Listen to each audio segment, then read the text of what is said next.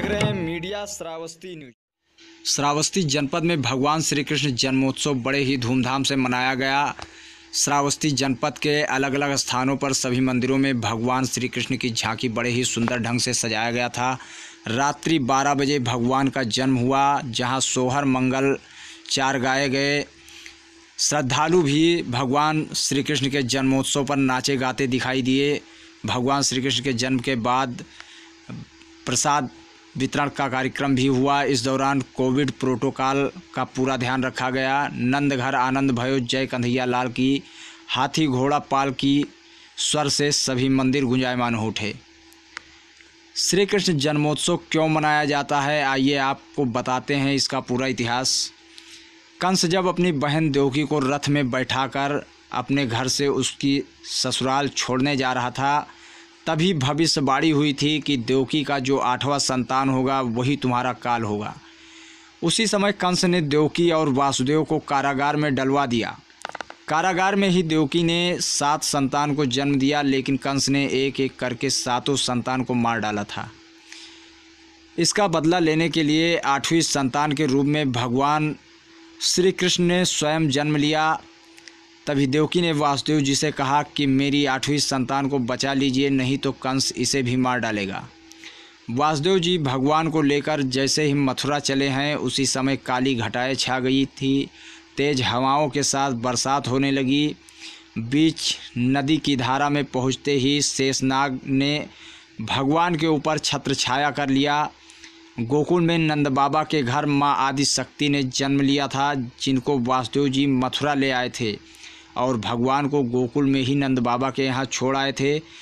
कंस ने जब सुना कि देवकी को 8वीं संतान हुआ है, उसी समय कारागार पहुँचते ही 8वीं संतान आदि शक्ति को जैसे ही कंस पटकने चला, वैसे ही माँ आदि शक्ति ऊपर जाकर बोली, हे दुष्ट, तू मुझे क्या मार पाएगा? तुझे मारने वाला तेरा काल गोकुल में जन्म ले चुका है।